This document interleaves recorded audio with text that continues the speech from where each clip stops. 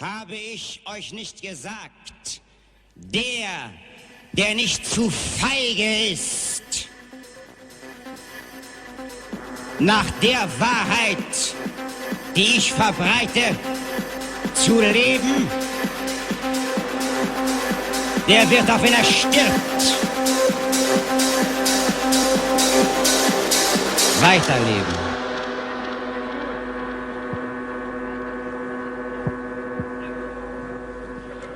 Jesus spricht zu den Scharen von Menschen.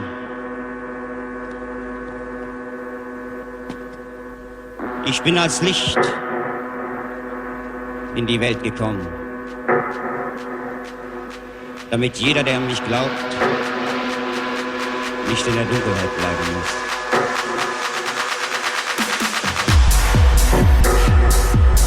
Good evening and welcome to Tucker Carlson Tonight. Happy Monday. The news is moving with bewildering speed, in case you haven't noticed. We've noticed.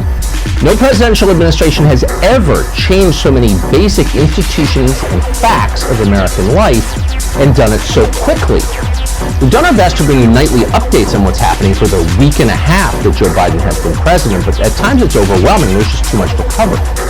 The other day, for example, we learned that the Biden administration plans to make the tiny District of Columbia our 51st state, a more corrupt English-speaking version of Monaco, as if lobbyists in Washington didn't have enough control over your life. Now they'll be U.S. senators. But that's not even the biggest news. Just a few hours ago, Biden officials informed us that after almost 65 years of working to build a nuclear weapon, the nation of Iran may be finally, and you'll find this amazing, quote, just weeks away from getting a bomb. After 65 years of trying. What a coincidence. You already know how that story's going to end. Another pointless foreign war, trillions spent, many dead, the United States gaining nothing. We've seen that a lot, and it's happening again. Joe Biden just sent American troops to Syria. Well, you didn't know that? Yep. Hours after he became president, American soldiers crossed into the nation of Syria. Sending them to Syria was one of the first things Joe Biden did.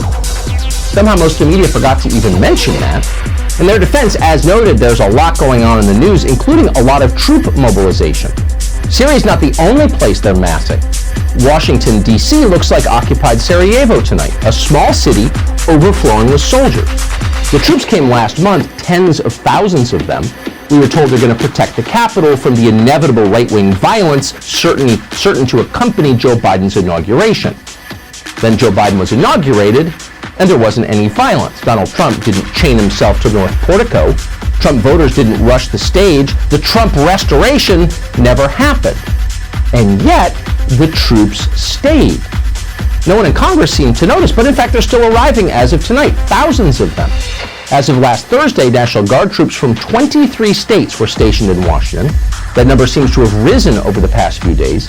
We called the National Guard today to find out by how much, but they couldn't give us numbers or wouldn't. We do know that more states have sent troops since last week. You may have seen the video of soldiers getting off buses downtown near the Capitol. What are they all doing there? Again, National Guard leadership wouldn't tell us. Quote, for operational security reasons, the spokesman said, we will not get into specific details of the ongoing mission. Oh, soldiers in our capital, but we don't have a right to know. Got it. J.B. Pritzker, who's the governor of Illinois, was not so shy about the purpose. He laid it out very clearly. In a press release announcing the deployment of more soldiers to Washington, D.C., Pritzker explained that, quote, we must root out the dark forces of racism, white supremacy, and disinformation that have created this moment. Let that sink in. The military has been deployed to Washington, D.C. to fight disinformation. So say something a Democratic governor doesn't like, and he will send troops. Does that sound like the country that you grew up in? It probably doesn't. This is not the way things are done in America. It's not the way they have been done since the Civil War. No one alive has ever seen anything like this. So why is everyone pretending it's totally normal to have thousands of troops in the Capitol to fight disinformation? Well, because obviously they're in favor of it. They think it's fine to mobilize the army in order to put down domestic opinions. MSNBC, though, let us remind you, an opinion channel, is completely in favor of this. Watch. And now nearly 5,000 National Guard troops will be deployed in D.C. through March, as some congressional staffers and extremism researchers say there are concerns about possible violence surrounding the upcoming impeachment proceedings. The National Guard will have to stay there as a symbol to those people who think that that building is vulnerable. And that includes the American citizens who went up there and performed insurrection. Inside the Pentagon's decision to keep thousands of National Guard troops in the streets of Washington, D.C., as we get a new gut punch from the FBI, affirming the greatest threat facing the American people is already among us. Oh, extremism researchers. So the Southern Poverty Law Center is now in charge of the Pentagon. You should know that. The whole thing's a gut punch, by the way, they just told you. Gut punch? Not that the people in charge have ordered up an unspecified number of soldiers for an unspecified period of time for purposes they refuse to explain to us. No, that's not a gut punch. It's not a big deal. It's business as usual here in Kyrgyzstan. The gut punch is, and the fact is, it definitely is a fact, it's not at all terrifying Rwanda-level propaganda. The fact is that, quote, the greatest threat facing the American people is already among us. Already among us. They're here. Terrified yet? The woman you just saw on television went to Harvard, incidentally, so you can believe it when she tells you what the real threat is. It's not like she was reading from a Ministry of Truth press release issued by some creepy authoritarian regime. No, not at all. She knows who the enemy is. And this week, the enemy was a freshman congresswoman from the 14th District of Florida. No one is more scary. No threat is more imminent or dangerous tonight to this nation, ladies and gentlemen, than this freshman member of Congress. The threat that she alone poses, as they say in cable news, is existential. Indeed, this single congresswoman may be just weeks away from developing nuclear weapons. If you watch television this weekend, you already know quite a bit about her. Trump's also been in touch with Florida Congresswoman and noted QAnon devotee Marjorie Taylor Greene. Marjorie Taylor Greene has spent the weekend scrubbing her social media accounts. People who are spreading conspiracy theories and doubling down on inciting violence. That, of course, is Congresswoman Marjorie Taylor Greene. You know, Marjorie Taylor Greene, who has been in the news this whole weekend, is a conspiracy theorist. Certainly news outlets have been exposing Representative Greene's history of hate. But is the coverage also building her up? Oh. So how dangerous, just how dangerous is this three-named congresswoman you probably have never heard of? Well, so dangerous that in the name of democracy, she must be expelled tonight from the Congress. That's what they're saying. No one is claiming voter fraud here. The member in question was elected just months ago with 75% of the vote. Now, that's roughly the same percentage of the vote that Nancy Pelosi got out in San Francisco. So there's no question that her voters very much wanted her to represent them in Washington. On the other hand, what do her voters have to do with democracy? That's not how democracy works. In the new democracy, CNN gets the veto. If cable news doesn't like your views, you have to leave Congress. That's the rule. The test is entirely ideological. You don't actually have to harm anyone to lose your job. This new member of Congress has barely even voted. She just got there the other day. But CNN says she has bad opinions, therefore she's the greatest threat we face. Now, if you're skeptical about any of this, our advice is keep it to yourself, because free inquiry is dead. Unauthorized questions are hate speech. Anyone who suggests that this one member of Congress is not really America's greatest enemy is, by definition, one of America's greatest enemies. And that would definitely include this show, which CNN spent yet another weekend trying to get pulled off the air by force.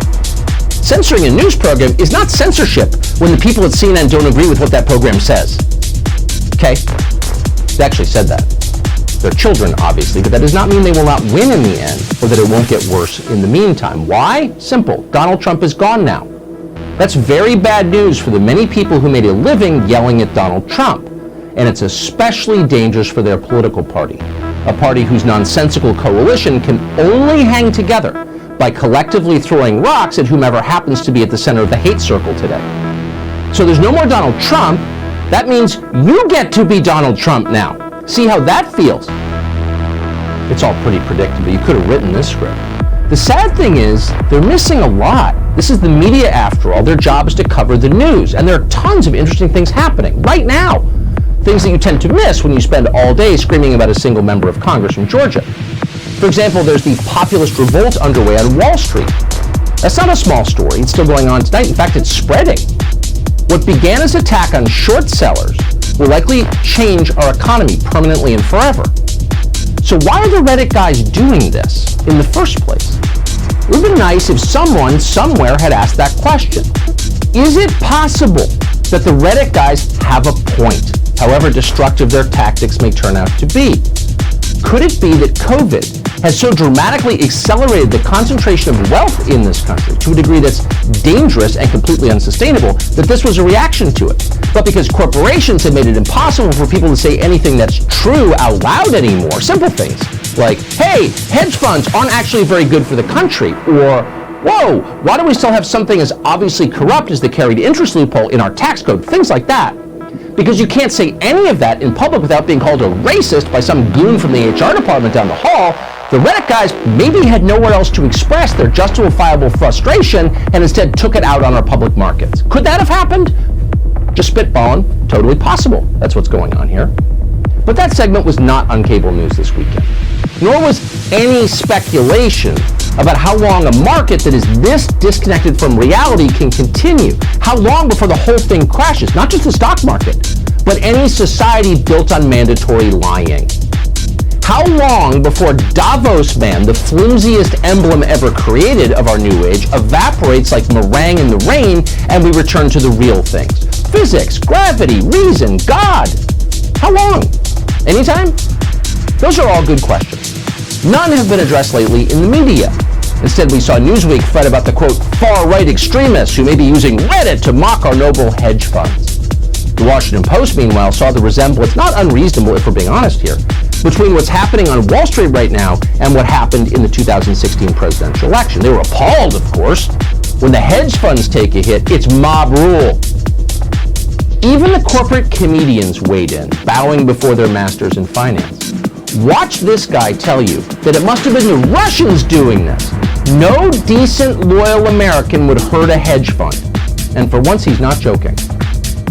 Over the past 6 months, their stock price has grown by 8,000% because a bunch of amateur investors, maybe even some Russian disruptors who are part of a Reddit community called Wall Street Bets, decided to buy a bunch of GameStop stock and drive the price up and screw over the hedge fund guys. Yeah, if you're screwing over the hedge funds, you must be Russian, because there are no underlying problems that American citizens might be reacting against. None.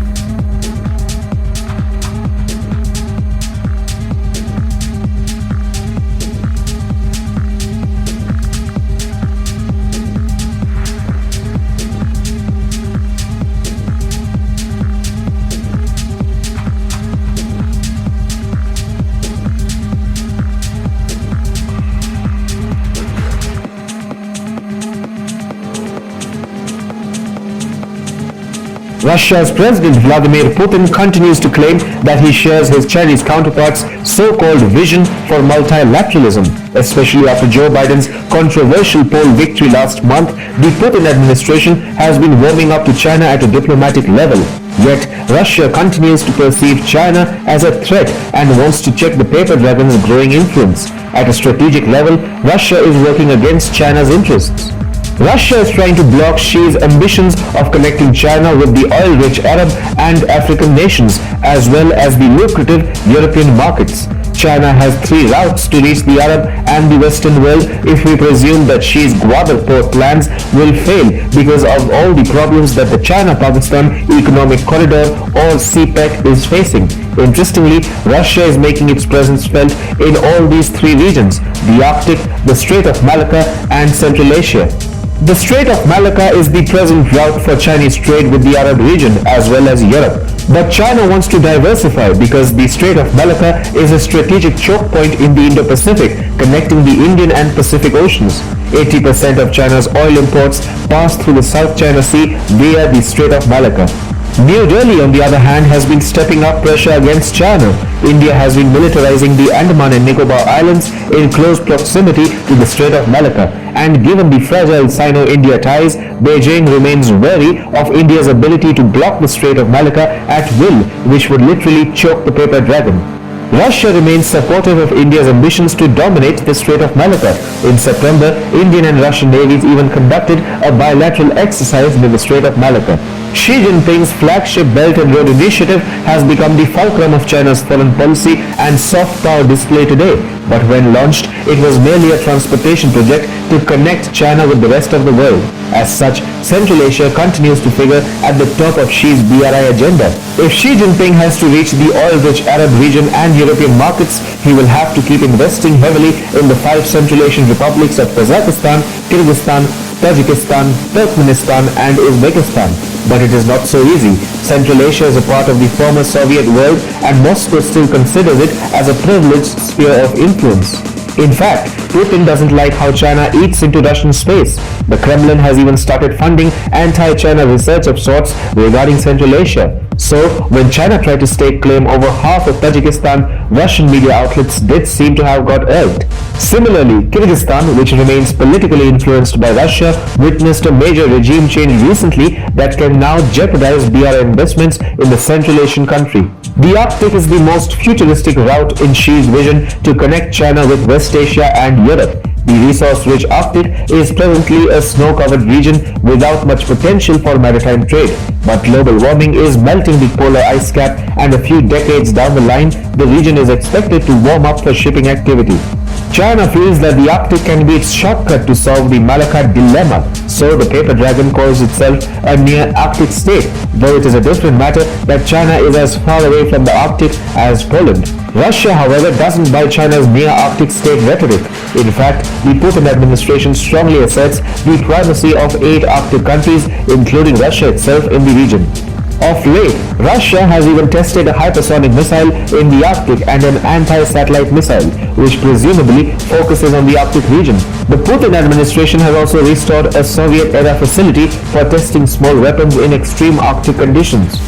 So, even if Russia may not antagonize China publicly, it has definitely blocked China's 3 routes to the rest of the world along with Xi's ambitions to make the paper dragon a true superpower.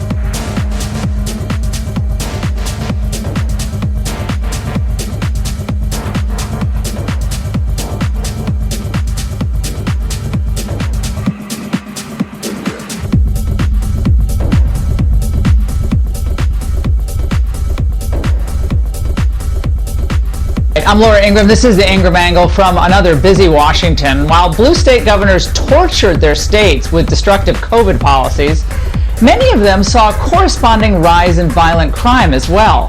But one state leader has stood above the rest. South Dakota Governor Kristi Noem is here on why her leftist critics are still trying to take her down. Also tonight, we've warned you about a domestic spying operation under Biden. Well, wait till you hear what some so-called experts are pushing through a new New York Times article. Kim Strassel and Dinesh D'Souza unpack it. But first, China's useful idiots. That's the focus of tonight's angle. Now, sometimes the U.S. medical cartel lets the truth slip out. You know, they get comfortable when they're gabbing with their friends, like when Dr. Fauci appeared in his, millionth on-camera interview with David Ignatius. When do you think, for us here in America, life's going to get back to something like normal? Is that September, November? Is it next year? What do you cannot give a definite answer when you have so many moving parts, because when you give a definitive time and it doesn't work out, they say, the scientists were wrong, they gave us wrong information. It depends on so many factors. Okay, I warned you about this months ago. Fauci is always shifting the goalposts. He's doing it again. Listen closely to what he said. No definitive answer. But we're supposed to spend $1.9 trillion? Then to do what exactly? Dr. Fauci says none of it matters. So many moving parts. Now, Fauci will just give another interview in, 3 months and say, there's just another mutation, it's too risky, can't open up. But remember, the pinup boy for the Grey Panthers has lied repeatedly about everything from herd immunity to vaccines to masks. But today, he gave the closest thing to a straight answer I think that he's ever given. If we really want to talk about true approaching normality, then we've got to attack this at the global level. Whenever there's transmission and viral outbreaks throughout the world, the United States will always be in danger, no matter what we do. Okay.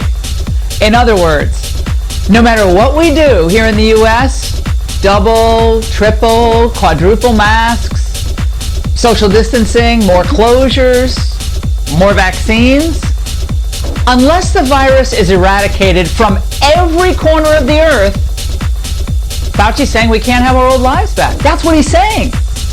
So now we know. This was never about flattening the curve or saving the hospitals, a worthy goal. This was never about our needing to be patient and do our part. It was never about developing vaccines. It was never about how well we were doing vis-a-vis other nations.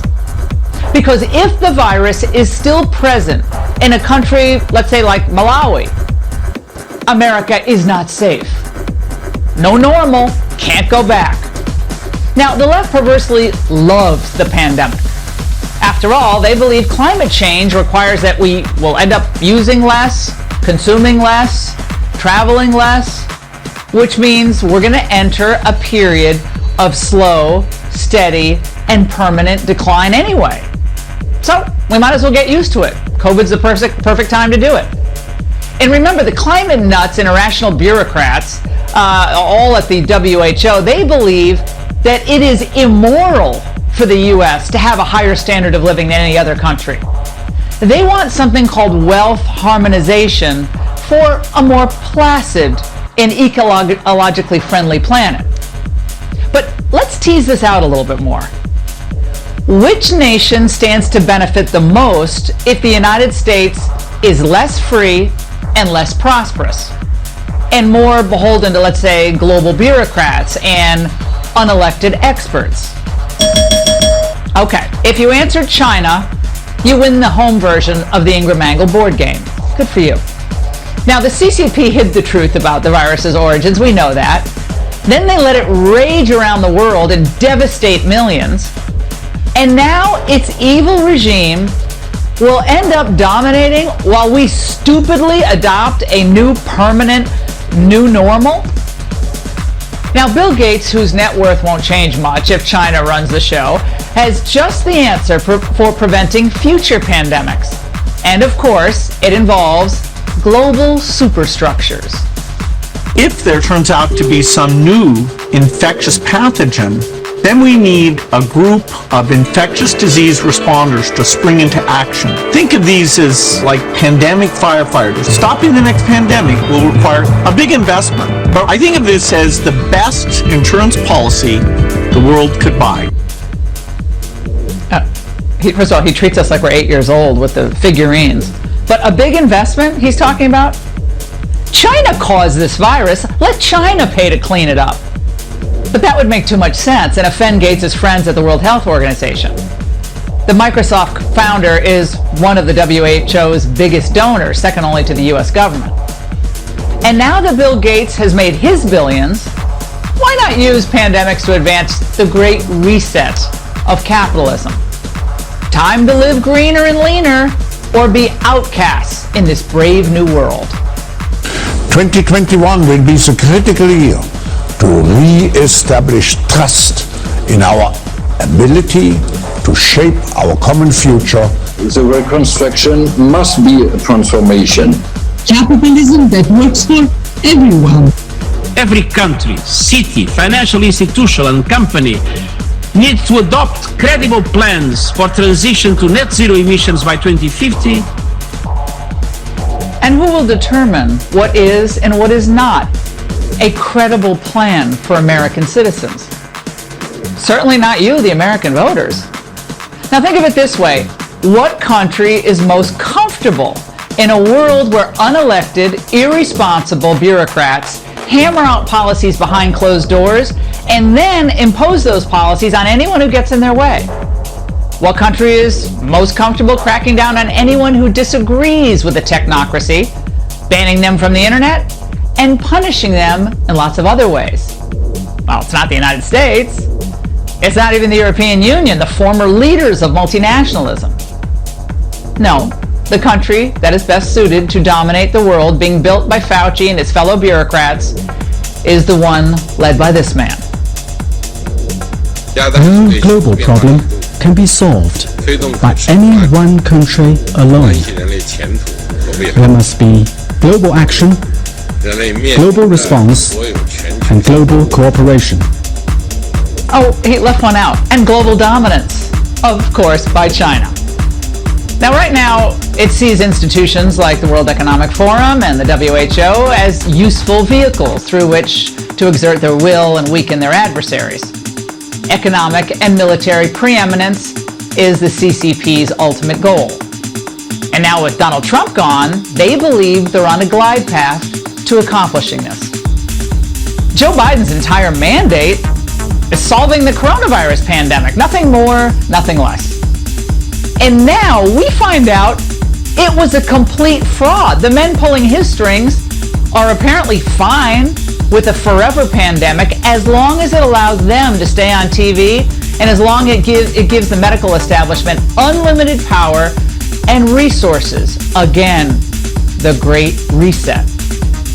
Now, Republicans and anyone with common sense must not allow this madness, this destructive insanity to continue. And that's the angle. Joining me now is Dr. Scott Atlas, former White House COVID advisor, Hoover Institution senior fellow. Dr. Atlas, you just heard the angle.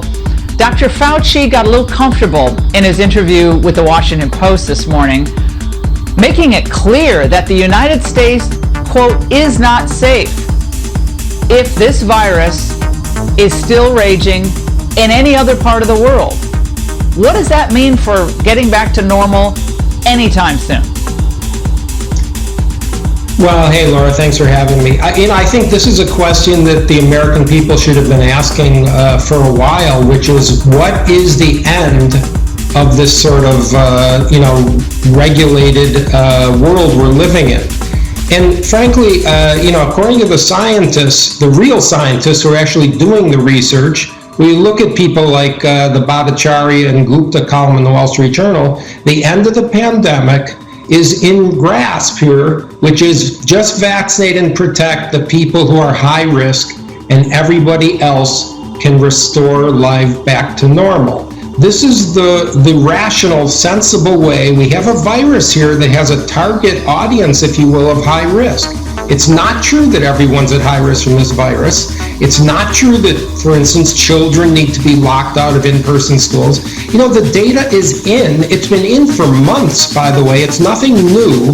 And yet people just say the science and they don't talk about the actual data or don't know the data. We have to get a grip here as a country. Dr. Atlas, I'm going to interrupt you. You're very smart, but he knows the data. Okay, I don't buy that Fauci doesn't know the data. I mean, he's on TV a lot more than you. So I don't know when he's doing all of his work, but apparently he's just working away constantly. But the idea that he doesn't know the data, I don't believe that for a second. He's made it clear now that we're not going back to normal. I think the exact same thing that I said in May continues to happen. The goalposts will always shift. Kids aren't going to go back to school if he has anything to say about it. I'm sorry. They're not going to force the kids to go back to school. Teachers aren't going to want to go back because, Burkina Faso doesn't have full vaccines for everybody against the coronavirus, or there's a mutation somewhere. Yeah, it's hard to ascribe actually the motive for that kind of statement, these kinds of statements, but I can tell you this, the failure of the faces of public health here to the American people are just legion.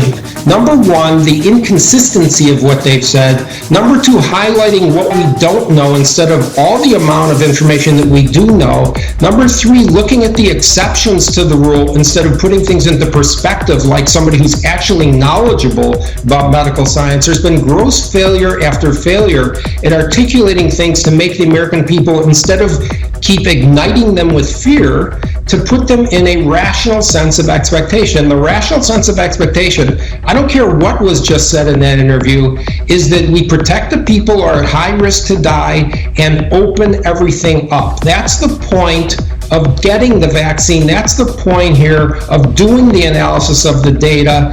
I don't know what ulterior motive people have. I don't want to guess at that. I do think there's a tremendous amount of incompetence that people are assuming does not exist. He's not a dumb person. He's a really smart person. And neither is Bill Gates. He's obviously a really smart person. And they're they're talking about global structures, global surveillance, global interests. It's got to be a global well, at some point we just got to, be able to go to weddings and funerals and the Rose Parade and NASCAR and all the stuff that makes life for a lot of people. I'd make 2 points if I can. Number one, I don't care what Bill Gates says. I don't know why anyone cares what Bill Gates says about this. Hallelujah. If people want to talk about computer programming or how to do a computer business, that's fine. That's just completely ridiculous to listen to that. But the second point here is that this is a free country. The American people have to get the information and decide how they want to live. Where is the independent spirit here that America is known for? Where are these tough New Yorkers that everybody keeps talking about?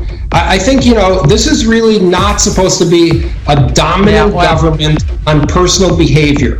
People have to understand the information and make decisions about what they're going to do. Of course, the problem is independent thought is being stricken from the internet. And you're called anti-science when actually you're following everything from Farr's Law to Mueller's ratchet to understand viruses.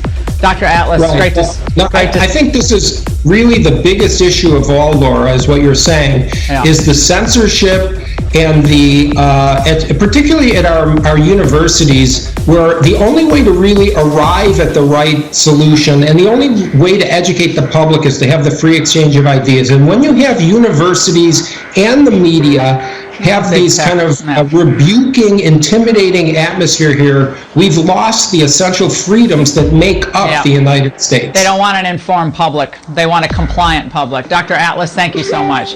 And speaking of Dr. Fauci, he and the rest of the COVID brigade are sounding the alarm about something entirely new now. One of the wild cards, Chris, that we have to keep an eye on are the mutations, the mutants that are out there. Because if they become dominant, that then could lead to another surge. You could have this melting pot of variants and mutations. The variants are here, they're circulating, and they are going to cause a large spike in cases. Cases, because cases are what matters.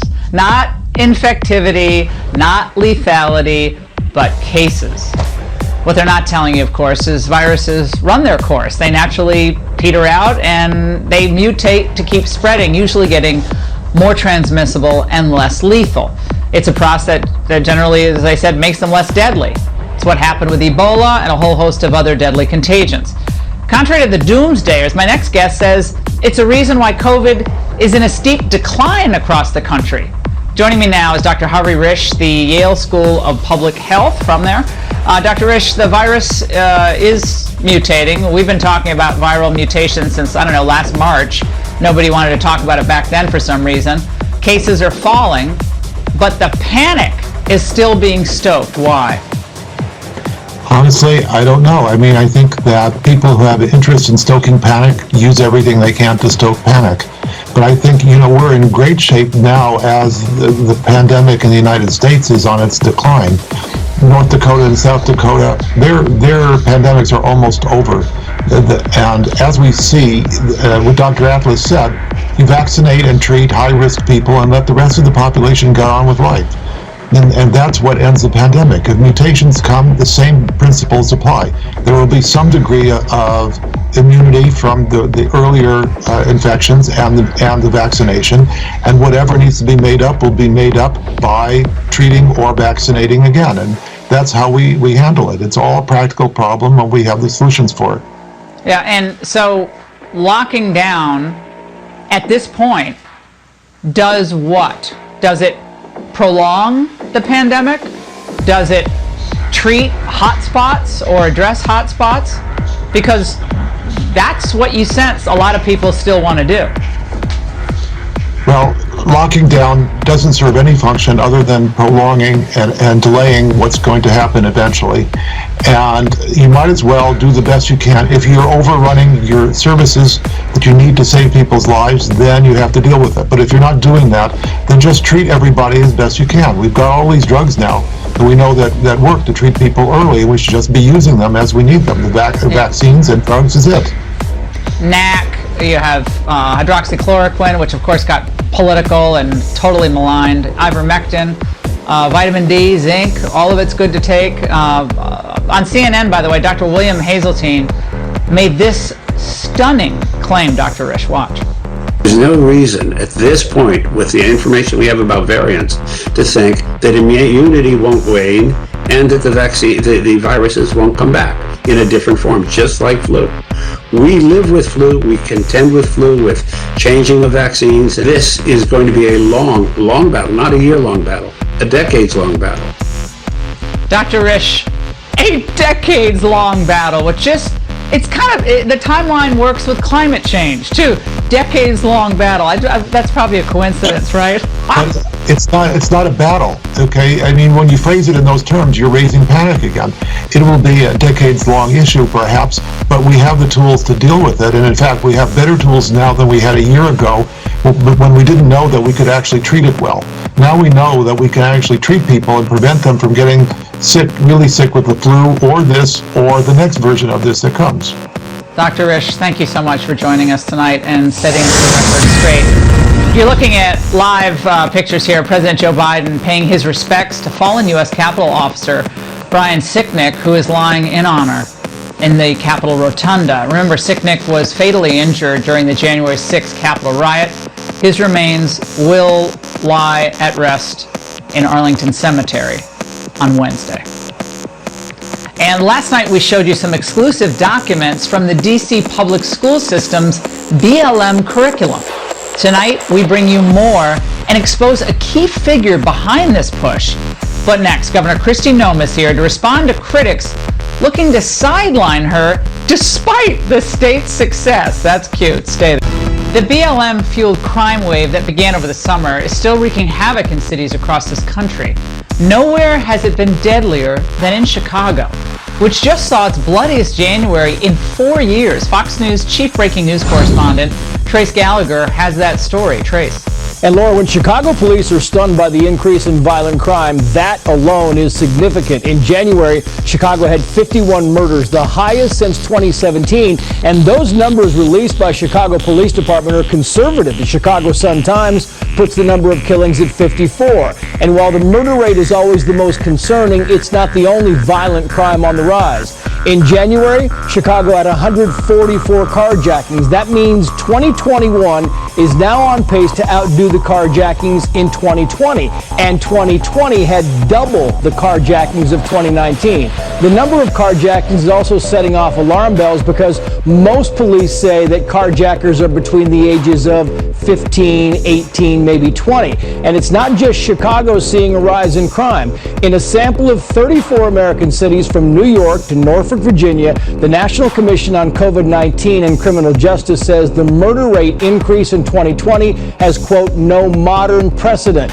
For example, homicide rates from 2019 to 2020 were up 30%, which translates to an additional 1,200 killings. And the study says, oddly, the murder wave didn't fit usual crime patterns. Normally, homicides increase during summer months and decrease during the fall and winter, but the 2020 murder rate steady throughout the year, though it did peak a bit during the summer riots. Gun assaults and aggravated assaults also went up. In fact, the commission says the reasoning for the increase is that the pandemic, quoting here, disproportionately affected vulnerable populations, placing at-risk individuals under additional physical, mental, emotional, and financial stress. And the situation was further aggravated, says the report, by a lack of outreach to those who were most affected. Unreal. Trace, thank you so much. And the media are ignoring this ongoing crime wave. Instead, they're focusing on kneecapping successful GOP governors ahead of 2024. And few have gotten worse treatment than my next guest, Kristi Noem of South Dakota. These leaders, particularly Governors DeSantis, Governor Noem, they are not following the evidence-based guidelines. We know that the South Dakota Governor, Kristi Noem, has been a horror. It's not helping the people in her state who have literally been dying. While she spouts about personal responsibility. Literally versus figuratively dying, apparently. Well, the pandemic is basically over in South Dakota. Look how far down cases have dropped after the peak in November. And the death rate remained below Cuomo's New York without any lockdowns at all. And like its viral caseload, South Dakota's unemployment rate has also fallen. It's now well below where it was before the pandemic. On top of that, South Dakota is a national leader in the distribution of the COVID vaccine. Governor Kristi Noem joins me now. I don't know what you have left to say after that, Governor, but they are so annoyed by you. Why is that, and why do you have a target on your back when it comes to the American media? Laura, I really think it's about control. They have used for the last year fear to control people. And in South Dakota, we just took a very different path. We knew the science told us we couldn't stop the virus. We could slow it down and protect people who might be vulnerable and make sure we had enough hospital capacity to take care of those who would need it. But that we were going to do it together and allow people to be flexible to take care of their families and still put food on the table. So, that was a unique approach that for our people really worked well. We did have tragedies and we did have losses, but we also got through it better than virtually every other state. And I think the media hates that because it really is a testimony to what Republicans believe in, what conservatives believe in. We implemented what we always say we believe, and it showed that it really does work and bring more opportunities to families. And Governor, the New York Times, again, so obsessed with you that they attacked you in this video. This was just last Wednesday. In Noem's world, restrictions become inconveniences that hold companies back. Noem uses words like want and choose on purpose. She's making it seem like she's giving you freedom, but public health isn't personal responsibility. It's her job. She's the one who's supposed to make tough decisions, but she's offloading that responsibility onto ordinary people. That reporter sounds quite young, good for her, but you're offloading personal responsibility, Governor? Is that what your constituents believe? Yeah, Laura, I've never seen a video like that before. That was an outright hit piece, and it was hard to watch because it was full of lies. Really, the truth is that in this country, when a leader, such as a governor, oversteps their authority in a time of crisis, it breaks the foundation of this country. What is the next event that it's okay to do that in? What is the precedent that is setting up into the future? And I was well aware of that throughout this last year while I was making decisions, that I knew what my authority was and I didn't want to step over it, and I trusted my people. And overwhelmingly, they appreciated that. They appreciated the ability to get through this in a way that worked for them, their businesses, and our state that really was an example to the nation. And Governor Noem, a lot of other issues are bubbling up out there while you continue to make sure your state is safe and prosperous. There's talk of the battle for the soul of the Republican Party. The party's divided because of Liz Cheney or someone like an Adam Kinzinger, I guess Mitt Romney. Do you think the party's divided on ideology or even this impeachment farce of a trial next week? Yeah, I think we're talking a lot about what we disagree on. And I gave a speech a couple of weeks ago about what Republicans need to do and why the American people are so angry with them. And it's because we don't follow through on the things that we say. We said we'd reform health care, we didn't. We said we'd fix immigration policy, and we didn't. And that is really what we need to do as Republicans, is start following through. And stop standing up giving speeches and attacking each other, but instead work together to really follow through and pursue American opportunity for the folks at home. But isn't that what President Trump did, Governor? I mean, the America First agenda was wildly successful pre-COVID. Obviously, COVID threw a wrench into everything, but I'm basically focusing on this attempt to lurch back to the mid-2000s to a much more interventionist, open borders, pro-China trade type of governance versus an America First populist approach, which seemed to be really popular. So where's the divide? Oh, absolutely. Yeah. Well, President Trump never forgot about the ordinary, hardworking American. He thought about them every single minute of every day and fought for them. Arthur Brooks told me one time to never get angry on behalf of yourself, get angry on behalf of other people that need help. And that's what President Trump did. He fought for everyday people who got up and worked long hours to take care of their families. So we should not go back to what this country was before him, and we need to make sure that we continue putting America first. Governor, great to see you tonight. Thanks so much for joining us. Yeah. And the New York Times used to champion the First Amendment. Now, one columnist is calling for a new government office, shocker, to eviscerate free speech. Kim Strassel, Dinesh D'Souza sound off on the leaps and values. But now the left wants to make it a crime against the state. For New York Times columnist Kevin Roose, it's a problem that can only be solved with the most Orwellian of prescriptions. Steps, experts say, could prod more people to abandon the scourge of hoaxes and lies. Several experts I spoke with recommended that the Biden administration put together a cross-agency task force to tackle disinformation and domestic extremism, which would be led by something like a reality czar. In other words, an arm of the government dedicated to demonizing and censoring Biden's political opposition. How convenient. Something we were mocked for warning you about many weeks ago. Here now is Kimberly Strassel, Wall Street Journal editorial board member, Fox News contributor. Also with me is Dinesh D'Souza, conservative commentator and filmmaker. Kim, Pravda would be applauding the New York Times for propagating these disturbing recommendations. It seems like it's like a laugh, a parody at this point, but it's not. It's coming perhaps to a government near you, namely Biden's.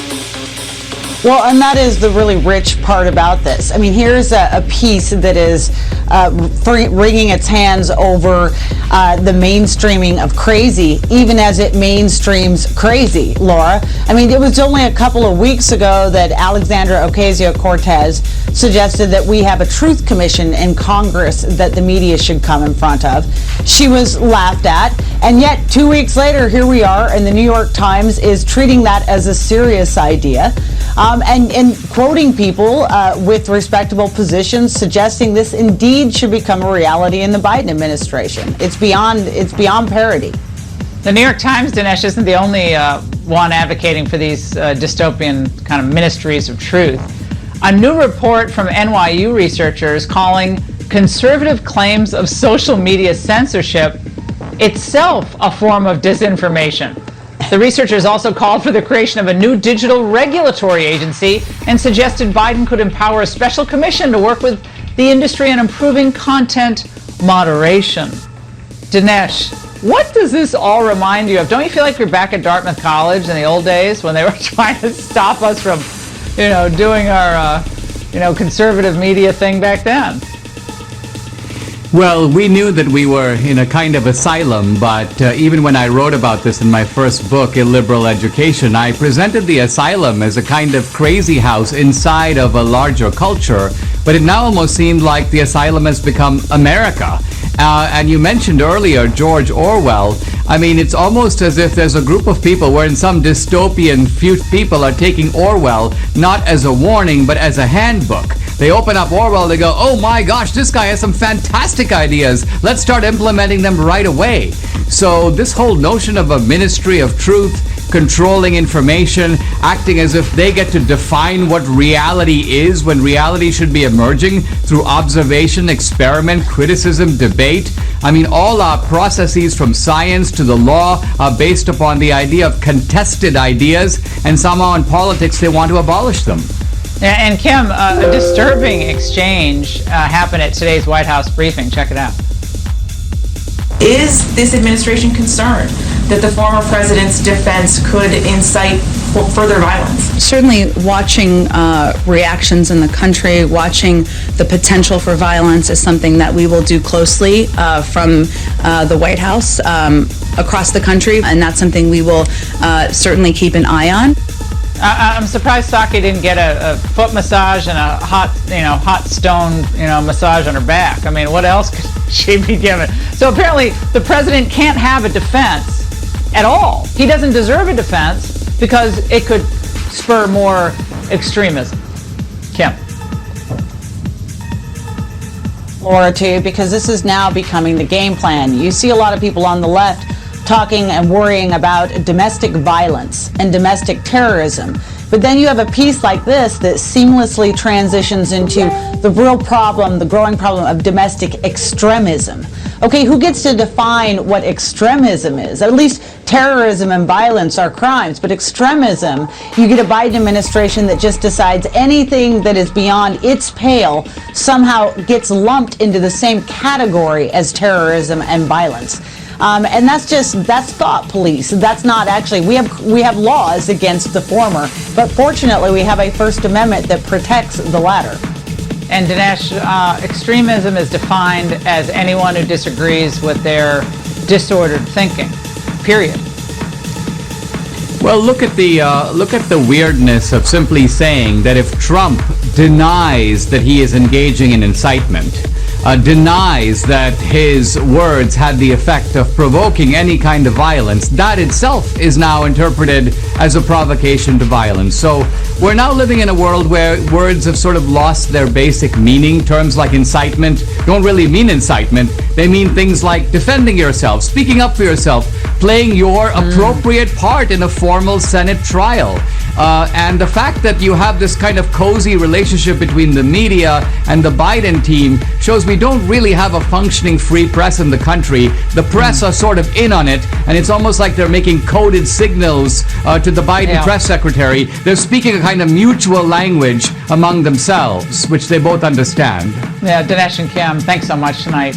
And last night we brought you the first in a series exploring the push to insert BLM curricula into schools. Now, in tonight's installment, we're going to show you the man behind this push and the corporate bigwigs